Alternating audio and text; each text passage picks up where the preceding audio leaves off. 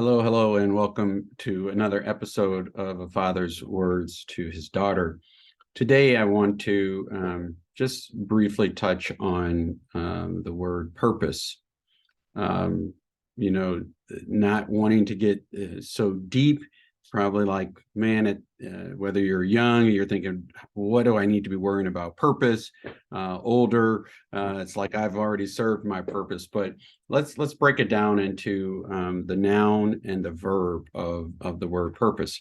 And so when I think about the noun of what is it, the reason for which it's been created is something that I see as the noun, and as the verb, it's that action piece of having one's intention. And so it's important for us to get this down, because having purpose in our lives is just so important.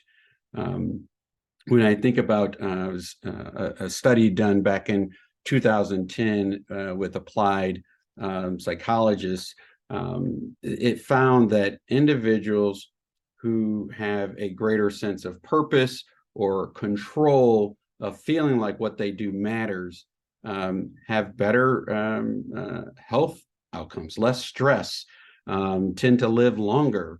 You know, when you have that feeling of purpose in your life and what you do is worthwhile, you sleep better. You have really lower risk of dementia and other disabilities. And so it's really important for us to have that purpose. And I was reading an article by Jill Suddy, and she listed 7 ways to get to your purpose. And I thought I'd share those with you. The first one was identify things that you care about. I think, purpose is all about applying your skill, your gift to be of service, to make something better. And so I think that is really an important aspect for us to consider about purpose. Second is reflect on what matters. While we all want to earn and make good money, at the end of the day, what's inside of you is truly more important. The money is just a resource, a means to do some other things, but that purpose is going to carry you through every time. Recognize your strength and your talents would probably be another one. And so I would say sort of embrace that your radical self-responsibility there, because when you recognize your strength and your talents, there's a responsibility to that, to lean in, to fulfill, to work at it. Indeed, when you look at some of the folks who have had some of the best success, they had to work at it. I would say try volunteering. I know that you've done some of that. We've done some at a Women and Children's Center, and I know that was meaningful to you, but that should continue, whether you're grade school, high school, college, and into your adult life. Find something to give and be of service to.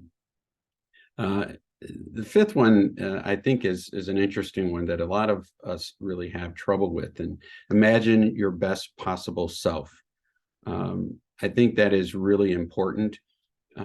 What you see in the mirror is not your worth. You're so much more than that. And so you have to really imagine your best possible self. And that's really important when you're thinking about finding your purpose in life. 6 would be to cultivate positive emotions, like gratitude. I think is important. I would say the other piece that's important here is leave behind the victim mentality. You're not a victim. Don't take that role. You have the ability to advance and do things that only you can do. You're the best form of you. So I think that's really important. And then the 7th one, sort of a tricky one, is look to people that you admire. That helps get purpose. But at the end of the day, the Lord has dropped in each of us a purpose. And, sometimes I think about, what is it that I would be willing to do for free? What is that? And then lean into that and go do it. And then you get to make a living doing it. But in all seriousness, I really want for you, I pray for you to have purpose, to know your purpose, to pursue your purpose, and that your heart would be full, having really gone after your purpose. So with that, I say, have an awesome day.